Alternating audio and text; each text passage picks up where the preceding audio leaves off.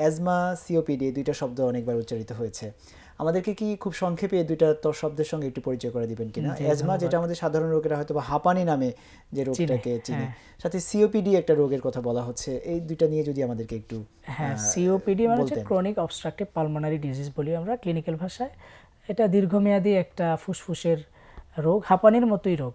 তবে অ্যাজমা যে হাঁপানি, সে হাঁপানি থেকে সিওপিডির একটা পার্থক্য হচ্ছে অ্যাজমাটা হয় কি আপনার আর্লি এজে সাধারণত শুরু হয়, তবে যে কোনো এজেই হতে পারে। আর সিওপিডিটা সাধারণত একটু লেট এজ, এবং যারা স্মোকার, স্পেসিফিক্যালি যদি বলি স্মোকারদের আমাদের দেশে সবচেয়ে বেশি সিওপিডি হয়, এটাকে বলে আমরা ক্রনিক ব্রঙ্কাইটিস।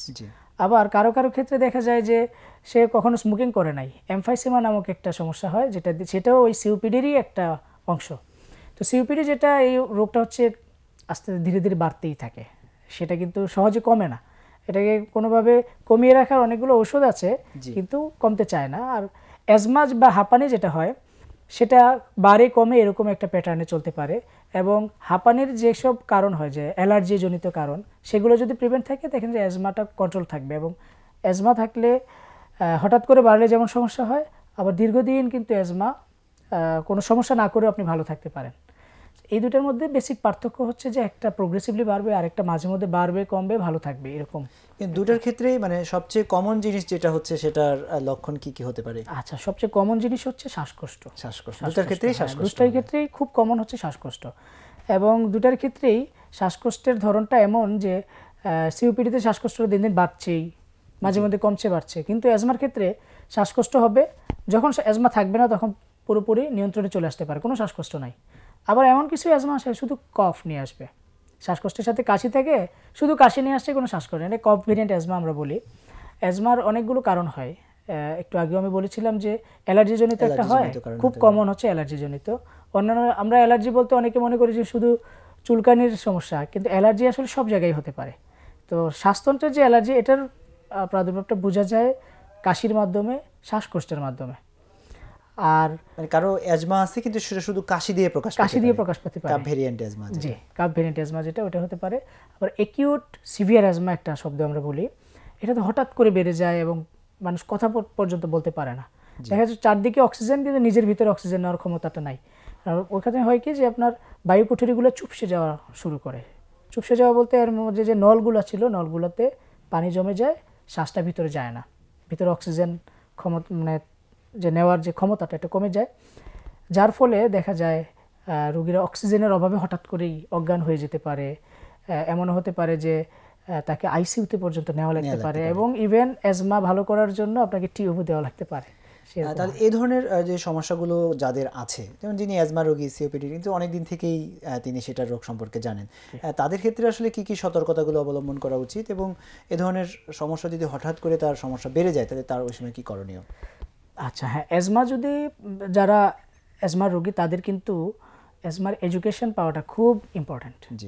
যে চিকিৎসক হোক বা যার কাছ থেকে অ্যাজমাটার প্রথম ডায়াগনোসিস হয়, ওনার কাছ থেকে জেনে নিতে হবে যে এটা কীভাবে সে কন্ট্রোল করবে। অ্যাজমা পুরোপুরি কন্ট্রোলের একটা বিষয়, এর প্রতিরোধটাই হচ্ছে আসল চিকিৎসা। আর বেড়ে গেলে তখন কী নিতে হবে সেটা আমি বলছি। প্রতিরোধটা করার আগে তাকে যেটা করতে হবে, অ্যাজমার ধাপ অনুযায়ী চিকিৎসা, কোন ধাপে সে আছে সেটা তার চিকিৎসক নির্ধারণ করে দিবেন। প্রাথমিক ধাপগুলোতে দেখা যায় যে হঠাৎ করে শ্বাসকষ্ট হলো, একটা ইনহেলার বা ঔষধ যেটা ডাক্তার প্রেসক্রাইব করবেন সেটা দিলেই ঠিক হয়ে গেল, লাগলে নিবে, না লাগলে নাই, এই ধরনের একটা চিকিৎসা।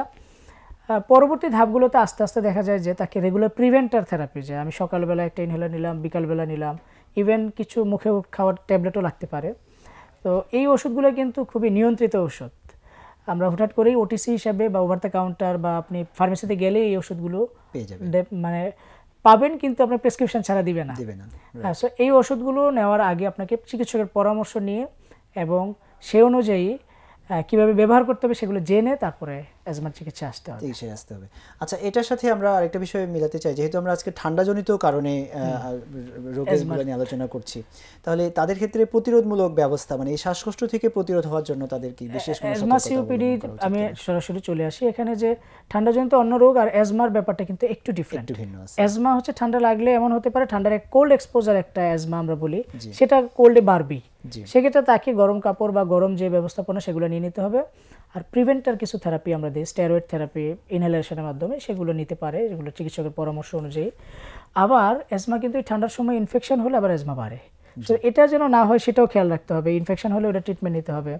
অ্যাজমা রোগীদের একটা বড় সমস্যা হয় কি, অ্যাজমার তো একটা ক্রনিক ডিজিজ, এই ক্রনিক ডিজিজগুলো শীতকালে বাড়ে। যেমন ইনফ্লুয়েঞ্জাটা হচ্ছে অ্যাজমাকে বাড়িয়ে দিতে পারে, এই জন্য প্রতি বছরে একটা করে ইনফ্লুয়েঞ্জা ভ্যাকসিন নেওয়ার কথা আমরা বলে দিই। স্পেসিফিক্যালি যদি বলি, জানুয়ারি ফেব্রুয়ারি মাসের দিকে একটা ভ্যাকসিন নিলে মোটামুটি 1 বছর চলে যায়, এবং ইয়ারলি বাৎসরিকভাবে একবার ইনফ্লুয়েঞ্জা ভ্যাকসিন নিলে মোটামুটি 1 বছর তার জন্য চলে যাবে।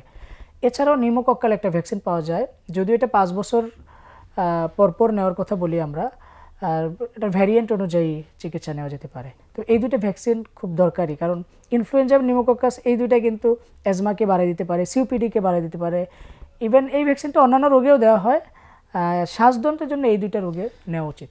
মানে এই ধরনের জটিলতা অবস্থায় পড়ার আগে যদি ভ্যাকসিনগুলো কেউ নিয়ে রাখেন, তাহলে অনেকাংশেই ঝুঁকিমুক্ত থাকার একটা আশা করা যেতে পারে। বারবার যে অ্যাজমার অ্যাটাক হওয়ার চান্স সেগুলো কমে যাবে। এবং আপনি একটা ভালো তথ্য দিয়েছেন যে একটা ভ্যাকসিন বছরে একবার নিতে হয়, আর নিউমোকক্কাসটা নিতে হয় বছরে 5 বছর পর পর। এবং এগুলো তো খুব বেশি যে ব্যয়বহুল সেটাও সম্ভবত নয়। হ্যাঁ, একটু খুব ভালো কথা বলছেন।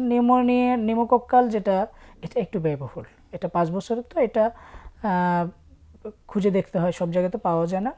বাংলাদেশে এটা তবে অ্যাভেলেবেল। হ্যাঁ, আর ইনফ্লুয়েঞ্জা ভ্যাকসিনটা বাংলাদেশেই তৈরি হয়, কেউ কেউ হয়তো তৈরি করছে এবং বিদেশ থেকেও আনে। আইসিডিডিআরবি থেকেও কিন্তু আমরা কিছুদিন আগেও এর প্রচারণা পেয়েছিলাম, এবং আমাদের জনস্বাস্থ্য ইনস্টিটিউট থেকেও কিন্তু এই ব্যাপারে প্রচারণা চালানো হচ্ছে।